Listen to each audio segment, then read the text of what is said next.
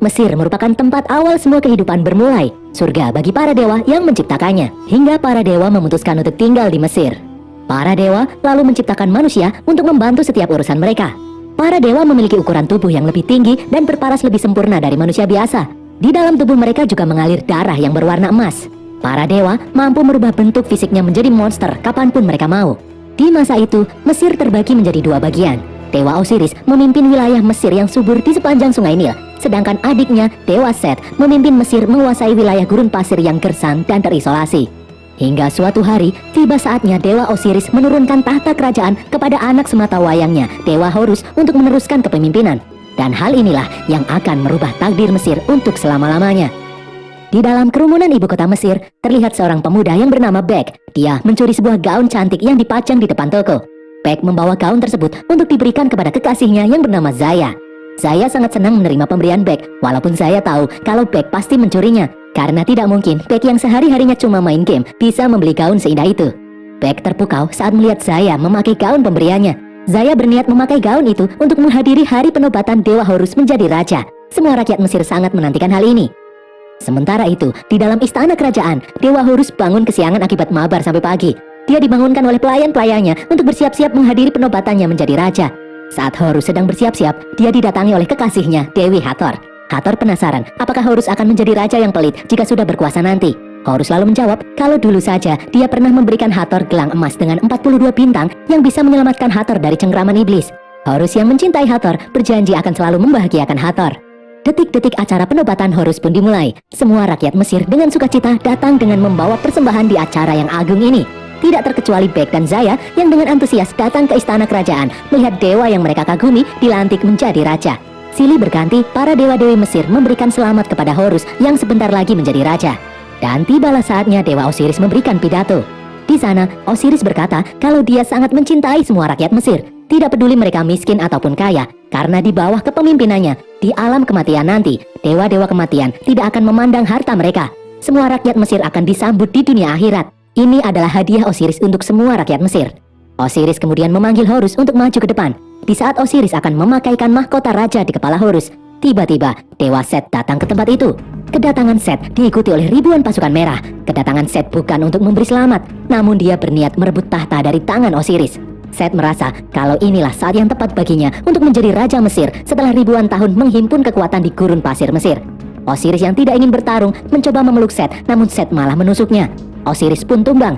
Hal ini membuat semua orang ketakutan. Set menyuruh semua dewa dan manusia yang ada di sana untuk berlutut di hadapannya. Set kemudian membuat peraturan, di alam kematian nanti, barang siapa yang tidak mampu membayar sejumlah emas, maka dia akan dibuang ke dalam neraka. Melihat aksi Set yang semena-mena ini, Horus pun menjadi emosi. Horus kemudian bangkit dan menyerang Set. Mereka berdua pun bertarung dengan sengit. Horus dan Set kemudian berubah bentuk memperlihatkan wujud asli mereka. Horus dengan sayapnya terbang dan menghajar Set. Namun rupanya Set masih jauh lebih kuat. Dibantu pasukannya yang mengganggu pandangan Horus, Set menghajar Horus bertubi-tubi. Set kemudian mendekati Horus dan mencongkel kedua mata Horus. Tanpa kedua matanya, Horus kini menjadi sangat lemah. Di saat Set akan menusuk Horus, Hathor menghentikannya.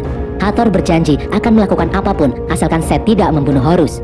Bertahun-tahun kemudian, di bawah kepemimpinan Set, semua manusia dijadikan budak dan dewa-dewi yang menentangnya dibunuh dengan keji. Sementara Horus diasingkan di tempat yang jauh.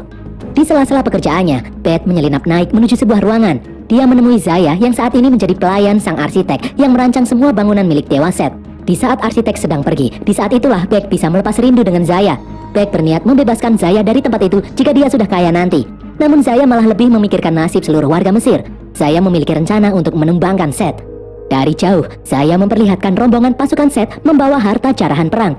Di saat harta itu dimasukkan ke dalam brankas kerajaan, itulah saat yang tepat untuk menyelinap masuk dan mengambil mata Horus yang disimpan di dalam brankas kerajaan. Saya ingin Bek mencuri mata Horus dan mengembalikannya kepada Horus dengan harapan Horus bisa menolong seluruh rakyat Mesir. Di dalam perpustakaan arsitek, Bek melihat sebuah rancangan yang disebut piramida kekuatan Dewa Set, di mana di dalamnya tersimpan bara api, sumber kekuatan Dewa Set. Saya lalu memperlihatkan peta brankas kerajaan tempat di mana mata Horus disimpan kepada Bek. Di dalam istana, sang arsitek menemui Set. Dia melaporkan bahwa pembangunan monumen tertinggi di dunia, pesanan Set, akan segera selesai. Sangat senang melihat hasil kerja arsiteknya tersebut. Malam harinya, Bek menyelinap di tumpukan harta rampasan perang dan ikut masuk ke dalam brankas kerajaan Mesir. Di dalam, Bek melompat menuju sebuah jembatan. Di bawah terlihat kalau tempat itu dijaga oleh ribuan kalajengking. Beck melihat peta dan mengetes jebakan-jebakan di depannya. Dan ternyata benar, tempat itu penuh dengan jebakan. Bermodalkan peta, dengan lincah, Beck melewati aneka jebakan yang ada di sana. Dari jauh, Beck melihat hanya ada satu mata Horus yang disimpan di tempat itu. Di saat Beck menghampirinya, tiba-tiba lantai di bawahnya runtuh. Beck pun berlari dan melompat meraih mata Horus. Namun hal itu membuat dia terjatuh ke bawah. Tidak disangka, pancaran cahaya mata Horus bisa membuat para kalajengking takut. Siang harinya, di saat Beck kembali menemui Zaya, ternyata aksi mereka berdua ketahuan oleh sang arsitek. Beck kemudian mengeluarkan mata Horus yang membuat semua orang silau. Melihat kesempatan itu, Beck mengajak Zaya untuk kabur menaiki kereta kuda. Di jalanan kota, tiba-tiba sebuah panah dari sang arsitek berhasil menembus dada Zaya. Zaya pun tumbang.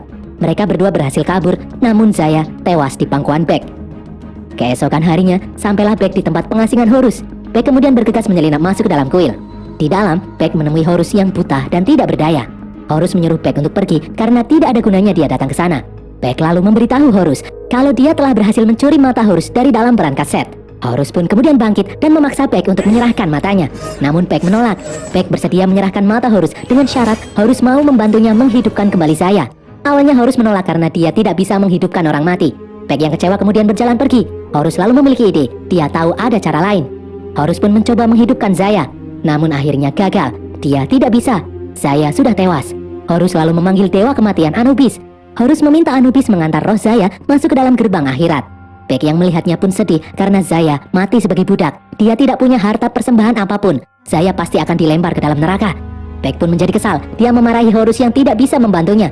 Namun Horus malah menangkap Beck dan memaksanya menyerahkan matanya. Beck yang terancam pun terpaksa menyerahkannya.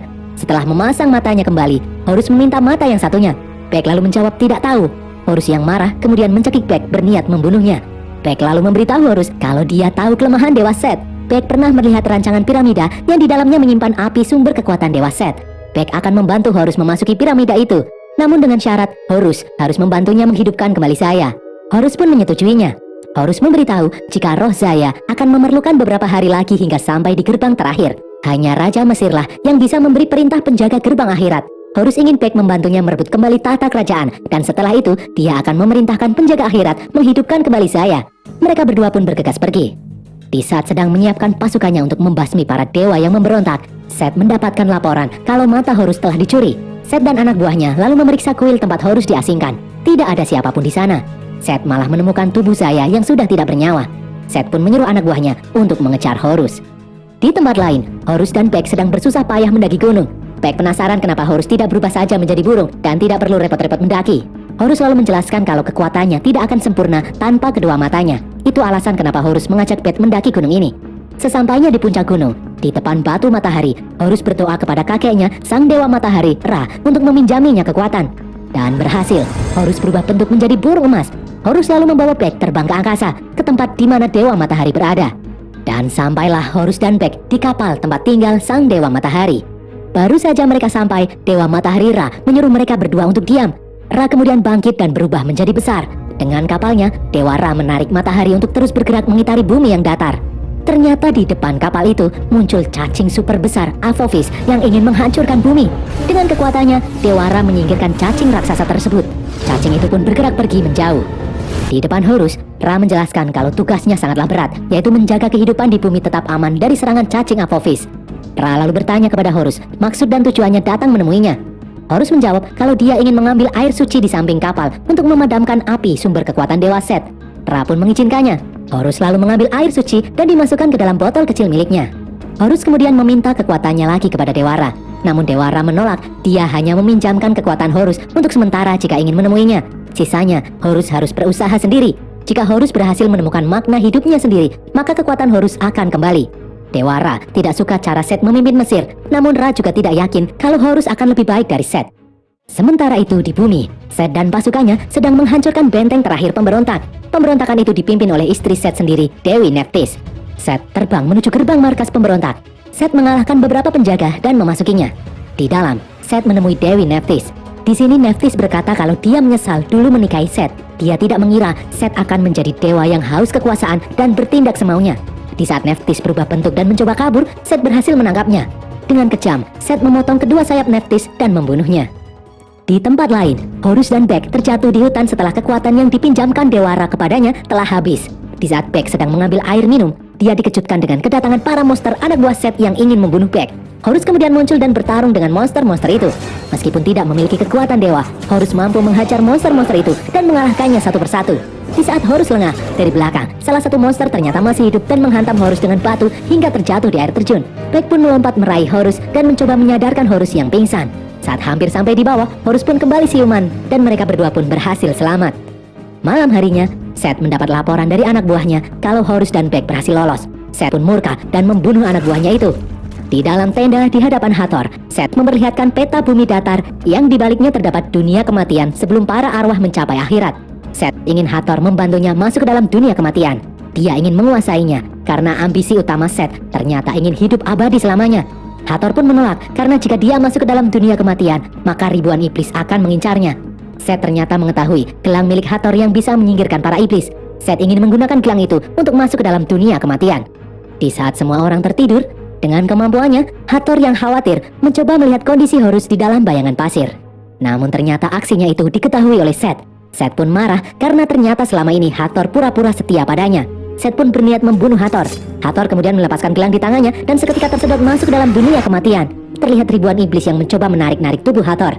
Namun Hathor berhasil memakai gelang itu kembali sehingga dia bisa lolos dari jeratan iblis dan kembali ke bumi. Hanya dengan cara itulah Hathor bisa kabur dari Seth. Siang harinya, Horus dan Beck yang sedang beristirahat di reruntuhan kuil Osiris dikejutkan dengan datangnya dua ular raksasa. Ternyata itu adalah anak buah Seth yang diperintahkan untuk membunuh mereka. Horus dan Beck pun berlari untuk menghindar. Mereka berdua bersembunyi dari kejaran monster ular yang bisa menyemburkan api itu. Beck lalu memiliki ide untuk mengalihkan perhatian salah satu ular. Beck pun langsung berlari. Di saat ular hitam mengejarnya, dari bawah, Horus berhasil menusuk ular itu. Horus lalu menusuk mulut ular itu dengan tombak dan menahannya. Beck lalu kembali berlari memancing ular yang satunya. Dari belakang, Horus mengejar ular itu dan melompat ke atasnya. Horus bertarung dengan sang pengendara ular dan mengikatnya sehingga ular tersebut berhasil dipancing dan jatuh ke dalam jurang. Di tengah-tengah pertempuran, tiba-tiba muncul Hathor dari balik reruntuhan. Dengan santainya, Hathor mendekati monster ular yang sedang mengamuk. Dia melepaskan tombak yang menancap di mulut ular tersebut dan menyihirnya agar ular itu bergerak sesuai kehendaknya. Tiba-tiba, ular itu bergerak aneh dan membakar tubuhnya sendiri. Ular itu pun berhasil dikalahkan. Bukannya berterima kasih, Horus malah marah pada Hathor. Gara-gara Hathor selama ini selingkuh dengan Seth. Hathor lalu menjawab kalau dia terpaksa melakukannya karena jika dia menolak, maka Seth akan membunuhnya. Hathor lalu bertanya apa rencana mereka untuk mengalahkan Seth. Beck menjelaskan kalau mereka akan menyelinap masuk ke dalam piramida yang menyimpan api kekuatan Seth dan memadamkannya. Mendengar penjelasan Beck, Hathor pun ragu karena piramida itu dijaga oleh monster Sphinx. Sphinx akan membunuh siapapun yang gagal menjawab teka-tekinya. Menyadari hal ini, Horus lalu memiliki ide untuk meminta bantuan Dewa Thoth yang sangat pintar. Mereka pun bergegas menuju tempat persembunyian Dewa Thoth. Mereka berjalan melewati rawa-rawa di antara pohon-pohon yang tinggi. Hathor menyuruh Beck untuk mengambilkan air minum untuknya, namun Beck menolak. Hathor lalu mencoba menyihir Beck, namun ternyata gagal. Ternyata Hathor tidak bisa menyihir pria yang sedang jatuh cinta. Hathor pun bertanya mengenai wanita pujaan hati Beck. Beck menjawab kalau pujaan hatinya telah tewas. Namun Horus berjanji akan menghidupkannya kembali setelah dia berhasil mengalahkan Seth. Hathor pun bingung mendengar hal itu. Akhirnya mereka pun berhasil mencapai tempat persembunyian Dewa Thoth. Mereka pun memasukinya. Di dalam, terlihat Dewa Thoth dan para asistennya sedang sibuk mempelajari semua hal yang ada di dunia ini. Horus meminta Thoth yang pintar untuk membantunya ikut masuk ke dalam piramida dan menjawab pertanyaan Sphinx. Namun Thoth dengan tegas menolaknya. Beck lalu maju dan berkata jika Thoth tidak mau membantu, maka dia sendiri yang akan menjawab teka-teki Sphinx. Namun sebelumnya, Beck akan memberitahu Sphinx jika Dewa Thoth tidak berani menjawab tantangan teka-teki Sphinx karena Thoth kurang pintar. Thoth yang mendengar hal itu pun langsung emosi karena dianggap bodoh. Thoth pun akhirnya bersedia untuk ikut membantu. Mereka pun bergegas pergi. Di tengah padang pasir, Hathor bertanya kepada Horus kenapa dia tega berbohong dengan menjanjikan bisa menghidupkan orang mati, padahal hal itu tidaklah mungkin. Horus lalu menjawab kalau dia terpaksa berbohong agar dia bisa mengalahkan Seth dan menyelamatkan semua orang. Hathor yang kasihan lalu menemui Beck. Dengan kemampuannya, Hathor memperlihatkan kondisi Zaya di dalam alam kematian. Beck khawatir Zaya tidak bisa melewati gerbang menuju akhirat karena Zaya tidak memiliki harta untuk dipersembahkan. Malam harinya, Horus dan yang lain sampai di depan piramida milik Seth yang dilindungi oleh badai pasir. Piramida itu selalu bergerak tidak beraturan. Beck lalu melompat memasuki piramida itu. Beck melompat melewati tangga dan meraih tuas untuk menghentikan badai pasir. Dan berhasil, badai itu pun berhenti. Horus dan yang lain kemudian menyusul masuk. Saat sedang berjalan di dalam piramida, tiba-tiba mereka dihadang oleh sosok raksasa, monster pasir Sphinx. Sphinx memberikan sebuah teka-teki. Jika jawabannya salah, maka Sphinx akan membunuh mereka semua. Pertanyaannya adalah, ikan-ikan apa yang suka berhenti? Awalnya Thor bingung, dia tidak tahu jawabannya. Sphinx pun mengamuk menyuruh mereka segera menjawab. Di saat Sphinx hampir membunuh Horus, Thor teringat akan jawabannya. Thor lalu berkata kalau jawabannya adalah ikan paus. Dan benar sekali, Sphinx pun pergi menghilang. Mereka pun melanjutkan perjalanan menuju lubang tempat api kekuatan Set berada. Di saat Horus mendekatinya, tiba-tiba sebuah jebakan muncul dari bawah. Air suci di tangan Horus pun terlempar keluar. Dari belakang, Set datang dan menyerang Thor. Set mengambil otak Thor dan membunuhnya. Di saat Set sedang menceramahi Horus, Beck mengambil air suci dan berniat menaburkannya ke dalam lubang api. Set yang melihatnya pun menyuruh Beck untuk berhenti. Set memperlihatkan kalung milik Zaya. Set memberitahu Beck kalau janji Horus yang ingin menghidupkan Zaya kembali adalah hal yang mustahil meskipun Horus menjadi raja Mesir sekalipun. Horus telah membohongi Beck. Beck pun kaget mendengar hal tersebut. Beck menjadi ragu. Set pun akhirnya berhasil meraih air suci dan menghancurkannya. Set kemudian berjalan pergi, berniat ingin mengubur mereka di piramida itu. Melihat piramida itu mulai runtuh, dengan sisa-sisa kekuatannya, Horus berhasil keluar dari jebakan. Mereka pun berlari menyelamatkan diri keluar dari piramida. Setelah berhasil keluar, Beck mengungkapkan rasa kekecewaannya pada Horus yang selama ini membohonginya. Beck akhirnya sadar kalau ternyata benar manusia tidak pernah dianggap berharga di mata para dewa. Mendengar hal itu, Hathor yang kasihan kemudian berdiri. Hathor memanggil Anubis untuk datang. Hathor memberitahu Anubis jika kekasih Beck tidak memiliki harta yang pantas untuk melewati gerbang akhirat. Hathor ingin Anubis mengantar Beck masuk ke dalam dunia kematian untuk memberikan emas persembahan bagi gadis pujaannya. Anubis pun bersedia, namun hal ini membutuhkan pengorbanan yang sangat besar. Hathor lalu merelakan gelang miliknya untuk diberikan sebagai persembahan.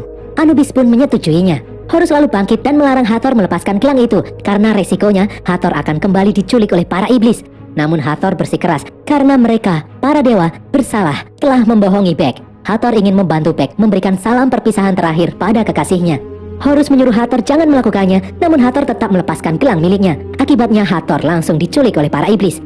Horus pun memberikan gelang itu pada Beck dan melakukan apa yang diinginkan oleh Hathor. Beck pun masuk ke dalam dunia kematian diantar oleh Anubis. Di dalam gerbang akhirat, terlihat para arwah yang hendak melewatinya. Mereka diharuskan membawa persembahan berupa emas. Roh para orang kaya akan bisa melewati gerbang akhirat dengan mudah, sedangkan roh orang-orang miskin akan terjebak di dalam kegelapan. Kini giliran Zaya untuk maju. Zaya yang tidak punya apa-apa pun bingung. Tiba-tiba muncul Anubis dan Beck di sana. Beck lalu mendekati Zaya. Beck sangat senang bisa kembali bertemu Zaya, namun dia tidak bisa menyentuh Zaya. Di Mesir, Set memasangkan sayap Nephthys di punggungnya, otak Thoth di kepalanya, jantung Osiris ke dalam dadanya, dan salah satu mata Horus di kepalanya. Set pun menjadi sangat kuat. Set lalu terbang menuju kapal di mana Dewa Matahari Ra berada. Di sana, Set marah kenapa Dewa Ra membiarkannya terlantar sendirian di padang pasir yang tandus, sedangkan Osiris menjadi raja di sepanjang sungai Nil yang makmur. Set bertanya kenapa Ra menganugerahi Osiris seorang putra, namun dirinya tidak. Ra kemudian menjawab kalau itu semua adalah sebuah ujian. Osiris berhasil menjalani ujian dengan menjadi raja yang bijaksana. Sedangkan Ra sengaja membuat Set menjadi mandul karena dia tidak ingin Set menjadi lemah dengan merindukan anaknya kelak. Seperti yang Ra selama ini rasakan di mana dia bekerja sendirian merindukan anak-anaknya. Ternyata Ra mempersiapkan Set untuk menggantikannya menjadi dewa penjaga matahari. Jika Set bersedia, maka semua dosa-dosanya akan diampuni. Namun Set menolak, dia memiliki rencana lain. Set ingin hidup abadi, karena sekuat-kuatnya dewa mereka akan tetap mati juga. Set ingin membiarkan cacing Apophis menghancurkan bumi dan dunia kematian. Ra mencoba menjelaskan kalau hal itu malah akan merusak keseimbangan, namun Set tetap bersikeras dia akan merebut kekuatan Dewa Ra dan membentuk kembali dunia menjadi apapun semaunya. Set dan Dewa Ra pun bertarung. Di saat Dewa Ra lengah, Set menusuknya. Set merebut tombak milik Dewa Ra dan melemparkan Dewa Ra di angkasa. Di dalam alam kematian, saat Beck akan memberikan gelang milik Hathor untuk persembahan, tiba-tiba muncul Apophis yang hendak menghancurkan alam kematian. Anubis mencoba menahannya, namun karena kekuatannya yang terbatas, Anubis menyuruh Beck untuk kembali ke bumi, menemui Horus dan mencari cara menghentikan semua ini. Beck pun kembali ke bumi dan memberitahu Horus kejadian di alam kematian. Horus ternyata sudah tahu jika Set telah mengalahkan Dewa Matahari Ra. Tiba-tiba dari atas datang kendaraan milik Nephthys membantu mereka. Mereka pun bergegas naik menuju pusat kerajaan Mesir. Di pusat kerajaan, Set yang telah kembali mendarat di puncak monumen miliknya. Dengan menggunakan kekuatan tombak Dewa Matahari, Set memanggil cacing raksasa Apophis masuk ke bumi. Dari jauh, Horus pun melihat kejadian itu. Horus tahu kalau Dewa Ra masih hidup, tetapi dia butuh tombak miliknya agar kekuatannya kembali. Mereka pun berencana untuk merebut tombak itu dari tangan Set. Horus dan Beck lalu menculik sang arsitek untuk membantu mereka masuk ke dalam monumen Set. Sang arsitek mengantar mereka naik ke atas menggunakan lift. Mereka pun berpencar. Horus melompat menuju jendela dan memanjat naik dari luar. Di dalam, mengetahui Horus sudah pergi, sang arsitek mencoba membakar lift. Beck dan sang arsitek pun bertarung. Di luar, Horus akhirnya berhasil mencapai puncak. Set yang menyadari kehadiran Horus langsung menyerangnya. Mereka berdua pun bertarung. Ternyata Set masih terlalu kuat dari Horus. Di dalam, menyadari lift sebentar lagi akan hancur, Beck meraih sebuah tali. Beck menendang sang arsitek hingga jatuh dan kemudian melompat berkelantungan menuju puncak. Di atas monumen, Horus masih berusaha sekuat tenaga bertarung melawan Set. Namun Set yang lebih kuat berhasil menjatuhkannya. Di saat Set akan menusuk Horus dengan tombak, dari belakang Beck melempar tali ke arah tombak dan membuatnya meleset. Set yang emosi lalu berubah bentuk dan menghajar Beck. Tidak disangka Beck malah berhasil mengambil mata Horus dari kepala Set. Set lalu melempar Beck. Sambil meluncur jatuh, Beck melempar mata itu ke arah Horus. Namun bukannya meraih matanya, Horus malah memilih untuk menyelamatkan Beck yang terjatuh. Mereka berdua pun meluncur ke bawah. Namun tiba-tiba Horus berubah bentuk, kekuatannya telah kembali. Horus pun terbang meluncur menyelamatkan Beck. Sesampainya di bawah, Horus akhirnya sadar kalau tujuan hidupnya selama ini bukan untuk balas dendam, tapi untuk melindungi rakyat Mesir.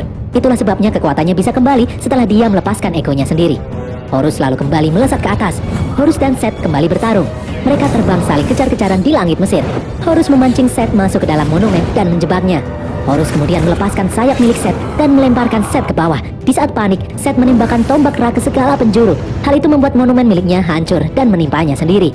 Melihat Set yang merangkak tidak berdaya, Horus kemudian mengambil tombak Ra dan menusuk Set hingga tewas. Horus kemudian bergegas menemui Dewa Ra yang melayang-layang di angkasa. Setelah tombak miliknya dikembalikan, Dewa Ra pun kembali bangkit. Dengan kekuatan tombak miliknya, Dewa Ra menggiring cacing Apophis untuk menjauh dari bumi. Begitupun di dalam dunia kematian. Semuanya pun akhirnya kembali seperti semula. Horus yang sudah kembali ke Mesir dihampiri seorang gadis yang menemukan salah satu matanya. Setelah memasang kembali matanya tersebut, Horus pun berterima kasih. Di saat Horus akan mengucapkan terima kasih kepada Beck, ternyata luka di tubuh Beck sangatlah parah. Beck pun tewas. Dengan perasaan sedih, Horus membawa jasad Beck masuk ke dalam kuil untuk berbaring di samping saya. Tiba-tiba dari belakang muncul Dewa Ra menghampiri Horus. Dewa Ra sangat berhutang budi pada Horus yang telah mengembalikan keseimbangan kehidupan. Sebagai gantinya, Dewa Ra akan mengabulkan apapun permintaan Horus. Horus lalu menjawab kalau satu-satunya yang dia inginkan saat ini adalah sahabatnya Beck dan kekasihnya bisa hidup kembali. Dewa Ra pun mengabulkan keinginannya. Dewa Ra menghidupkan kembali Beck dan saya. Singkat cerita, semua orang kembali berkumpul untuk penobatan Horus menjadi Raja Mesir. Hal pertama yang Horus lakukan setelah menjadi raja adalah menghapuskan aturan pemberian persembahan agar bisa masuk ke dalam akhirat. Menurut Horus, dunia akhirat harus diperoleh dengan kebaikan dan kasih sayang selama hidup di dunia. Di sore hari, Beck menghampiri Horus untuk mengembalikan gelang milik Hathor. Horus ternyata sangat merindukan Hathor. Dia ingin pergi untuk mencari Hathor. Horus lalu menyuruh Beck dan keturunannya memimpin Mesir selama dia pergi. Horus pun berubah bentuk dan terbang meninggalkan Mesir untuk menjemput Hathor. Dan berakhirlah alur cerita film Gods of Egypt ini guys. Semoga